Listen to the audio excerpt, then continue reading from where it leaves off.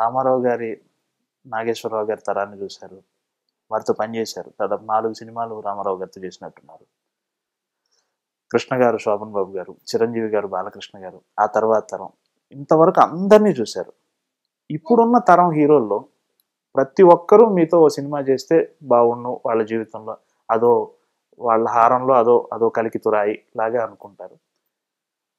ఇప్పుడున్న నటుల మీద, ఇప్పుడున్న హీరోల మీద మీకు ఉన్న అభిప్రాయం? వాళ్ళు ఎవరి క్యాడర్లో, ఎవరి టైప్ ఆఫ్ ఇదిలో వాళ్ళు స్పెషలైజ్ చేసుకుంటూనే వెళ్తున్నారు. నా ఉద్దేశంలో ఒక టైప్ ఆఫ్ స్టోరీ, ఒక టైప్ ఆఫ్ క్యారెక్టర్ ఉందంటే ఆయన అలాంటి సినిమాలు ఎన్ని చేసినా రప్పిస్తూనే పోతున్నారు. పేర్లు అంత బాగా, ఎందుకంటే నేను ఎక్కువ సినిమాలకు ఎక్స్పోజ్ అవ్వలేదు ఈ తరంలో.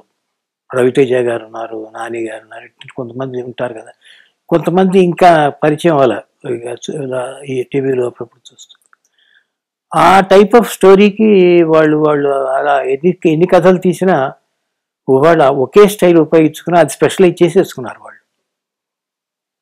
పవన్ కళ్యాణ్ గారు కానీ, మిగతా వాళ్ళు కానీ, వీళ్ళందరూ కూడా they specialized in their own style. ఇదివరకు మనం ఏమనేవాళ్ళం, అమితాబ్ బచ్చన్ని యాంగ్రీ యంగ్ మ్యాన్ అనేవాళ్ళం ఎన్ని సినిమాలు చేసినా కదా. అట్లా కాబట్టి అందరూ అది కాకుండా, ఆ టైప్ కాకుండా ఇంకొక క్యారెక్టరైజేషన్, ఇంకో రకమైన డైలాగ్ మాడ్యులేషన్, ఇంకో రకమైనది పెడితే ఎలా ఉంటుందనేది అది ఊహాగానం. అది వాళ్ళు కూడా రిస్క్ చేయరు బహుశా నా ఉద్దేశంలో. People are accustomed for certain people certain thing కదా, అది నేను అనుకుంటాను. అందరూ మంచివాళ్ళు, అందరితో చేయాలనిపిస్తుంది. ఎవరి కెపాసిటీ వాళ్ళది, ఎవరి కేపబిలిటీ వాళ్ళది, ఎవరి టాలెంట్ వాళ్ళది సొంతం చేసేసుకున్నారు.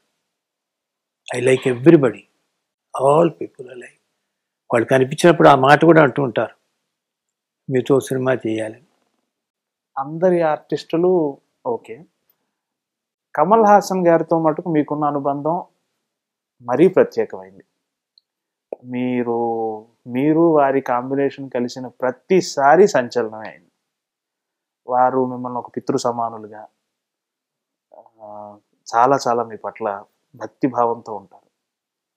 అది వారి గురించి మీ మాటల్లో ఏముందండి, ఎవరి గురించి ఇప్పుడు చెప్పినప్పుడు చిరంజీవి గురించి చెప్పినా, కమల్ హాసన్ గురించి చెప్పినా, మరొకరి గురించి చెప్పినా, బాలకృష్ణ గురించి చెప్పినా, ఏంటంటే నేను పర్సనల్గా ఫీల్ అయ్యేది ఏమిటంటే, వాళ్ళకుండే ఇమేజ్ని నా దగ్గర పనిచేసినప్పుడు వాళ్ళ పక్కన పెట్టి వస్తారండి.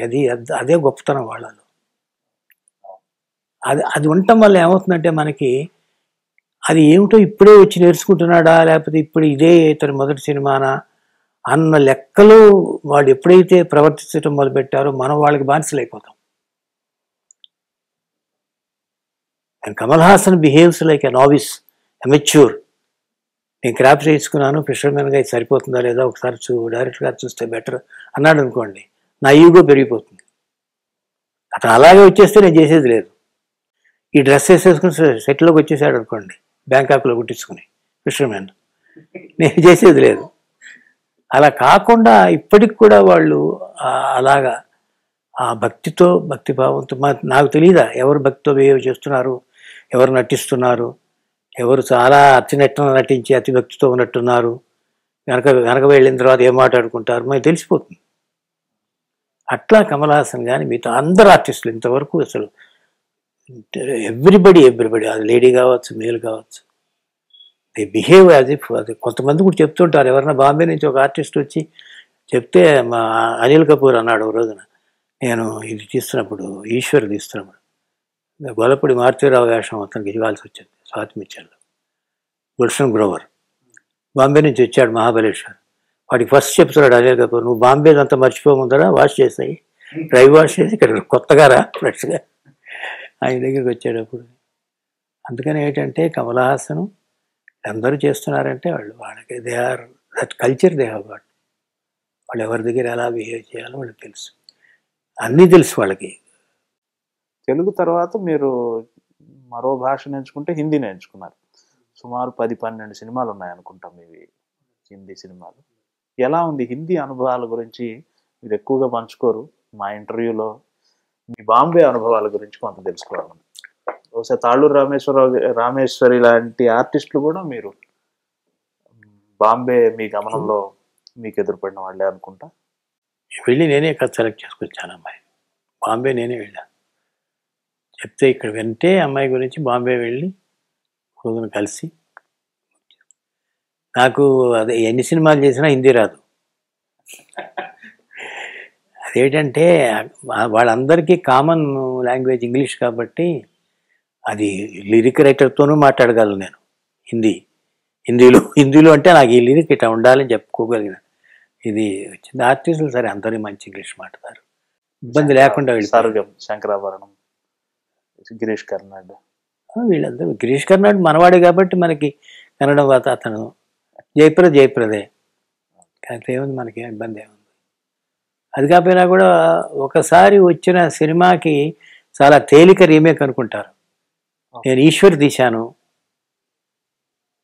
స్వాతిముత్యం, టేకింగ్లో ఏ సంబంధం ఉండదు, అది కొత్త సినిమాలాగా ఉంటుంది. అదే షాట్ పెట్టి అక్కడి నుంచి ఒకసారి మూవీ హాల్లో చూసుకుని ఇట్టా నుంచి ఇట్టా వెళ్ళానా కాబట్టి ఇక్కడ కూడా అట్టగానే అలా ఉండదు. అది ఎంటైర్గా డిఫరెంట్ టేకింగ్, డిఫరెంట్ ఇది. ఆ సమయంలో అంతే మనోధర్మాన్ని తీసుకుని వెళ్ళిపో, మక్కిగా ఉండదు. కిషోర్ గారితో నేను మనసు ఇప్పిన ఈ ప్రోగ్రామ్ చూడండి, బాగుంది. ఐ డ్రీమ్స్ ప్రోగ్రామ్స్ మంచి ఫ్యాన్ ఫాలోయింగ్ వచ్చినారు కిషోర్, చూడమనండి అందరినీ.